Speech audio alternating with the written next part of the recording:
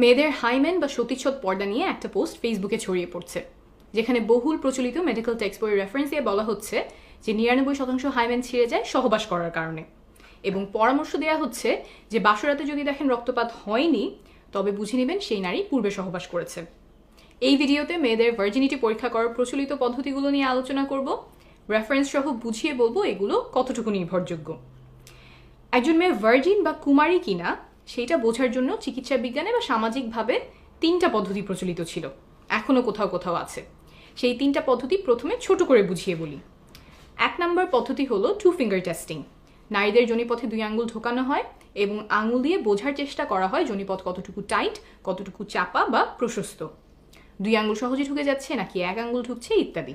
একজন নারী নিয়মিত সহবাস করেন কিনা তা এই পরীক্ষার মাধ্যমে ডাক্তাররা নির্ধারণ করার চেষ্টা করতেন। সাধারণত রেপ কেসে এই পরীক্ষাটা করা হতো, এখনও কিছু কিছু জায়গায় করা হয়। 2 নম্বর হলো হাইমেন ইন্সপেকশন।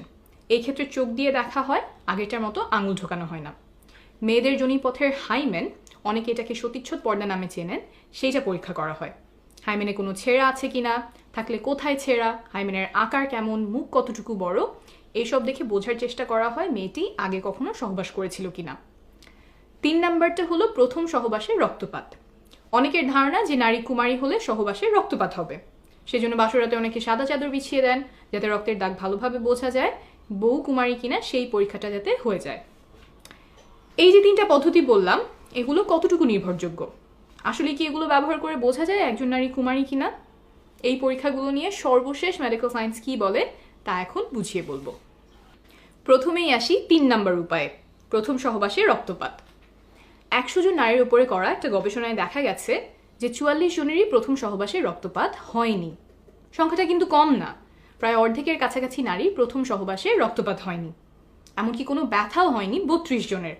এমন আরও গবেষণা আছে যাতে দেখা গেছে প্রথম সহবাসে সবার রক্তপাত হয় না।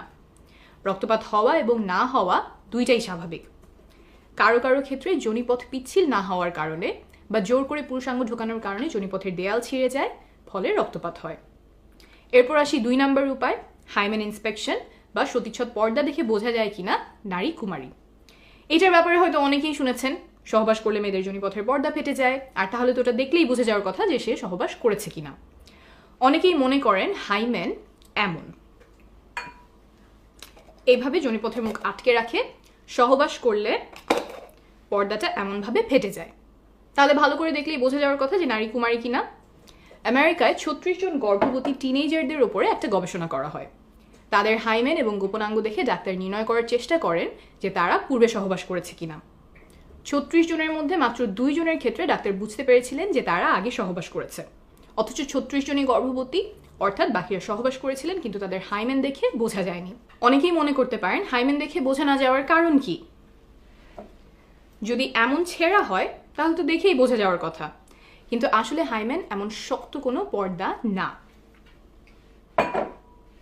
হাইমেন বা সতীচ্ছদ পর্দা কিছুটা এমন ইলাস্টিক, সংকোচন প্রসারণ বা বড় ছোট হতে পারে, আর এই হাইমেন থাকে যোনিপথের চারপাশ ঘিরে। আর যোনিপথের দেয়ালগুলো কিছুটা রাবার মতো ইলাস্টিক, ছোট বড় হতে পারে, এত বড় হতে পারে যে এই রাস্তা দিয়ে জন্মের সময় বাচ্চা বের হয়। তো এই যোনিপথ ঘিরে যে পর্দার মতো থাকে হাইমেন, সেইটাও বড় ছোট হয়। এই পর্দাটা অনেক রকম হতে পারে, এক একজনের এক এক দিকে খাঁজ থাকে, ভাঁজ থাকে, আর মেয়েদের জন্মের আগেই তার হাইমেনে ফুটো থাকে। বড় হলে সেই ফুটো দিয়ে মাসিকের সময় রক্ত বের হয়।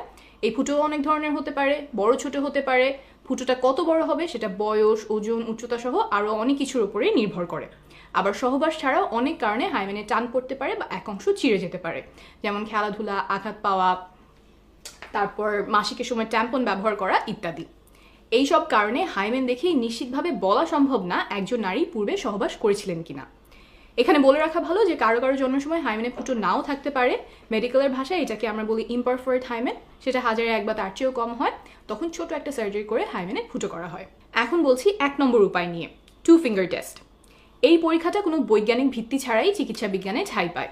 উপমহাদেশের অনেকগুলো মেডিকেল টেক্সট বই এই পরীক্ষার কথা লেখা আছে, সেই সব পড়ে ডাক্তাররাও অনেকদিন এই পরীক্ষা করতেন। এই মন গড়া অবৈজ্ঞানিক পরীক্ষা বন্ধ করতে বিভিন্ন দেশে এটাকে ব্যান করা হয়। ভারতে এটা ব্যান করা হয়েছে 2013 সালে, বাংলাদেশে 2018 সালে এবং পাকিস্তানে 2021 সালে। তাহলে বোঝা গেল যে এই 3 উপায়, 2 ফিঙ্গার টেস্ট, সতীচ্ছদ পর্দা বা রক্তপাত, কোনোটা দিয়েই কুমারিত্ব বোঝা যায় না। তাহলে আসলে কি কোনো নির্ভরযোগ্য বৈজ্ঞানিক উপায় আছে যার মাধ্যমে বোঝা যায় নারী আগে সহবাস করেছে কিনা? না, নাই। তারপরেও দুর্ভাগ্যজনকভাবে কিছু মেডিকেলের বইতে এখনও এসব পদ্ধতি লেখা হয়, মেডিকেলের ছাত্রদেরকে শেখানো হয় রেপ কেসে নারীদের পরীক্ষার অংশ হিসেবে। যেমন প্রফেসর রেড্ডির লেখা ফরেন্সিক মেডিসিনের বই, যেখান থেকে উদ্ধৃতি দিয়ে ভাইরাল ফেসবুক পোস্টে কুমারিত্ব নিয়ে অবৈজ্ঞানিক দাবি করা হয়েছে। এখন আপনি বলতেই পারেন যে মেডিকেলের টেক্সট বুক আমি ভুল বললেই তো হলো না, যিনি লিখেছেন তিনি তো একজন বিশেষজ্ঞ, আমার রেফারেন্স কি? বিশ্ব স্বাস্থ্য সংস্থা বা WHO, United Nations human rights, UN Women, এই সংস্থাগুলোর বিশেষজ্ঞ প্যানেল বলছেন যে প্রফেসর রেড্ডির লেখা ফরেন্সিক মেডিসিনের বই সহ আরও কিছু বই ভার্জিনিটি টেস্টিং নিয়ে অনির্ভরযোগ্য এবং অবৈজ্ঞানিক উপায় শেখান। তারা আহ্বান জানিয়েছেন যেন এইসব বইতে চিকিৎসা বিজ্ঞানের সর্বশেষ তথ্যগুলো তুলে ধরা হয়। আমি রেফারেন্স নিচে দিয়ে দিব। ভিডিওটি যারা দেখছেন তাদের কাছে অনুরোধ, হাইমেন বা সতীচ্ছদ পর্দা, ভার্জিনিটি টেস্টিং ইত্যাদি বিষয়ে কেউ ভুল তথ্য ছড়ালে সেখানে প্রমাণ তুলে ধরে ভুল ধারণাগুলো দূর করার চেষ্টা করবেন। আপনার এই প্রচেষ্টায় হয়তো কারো জীবনে অনেক বড় উপকার হবে। ভালো থাকবেন।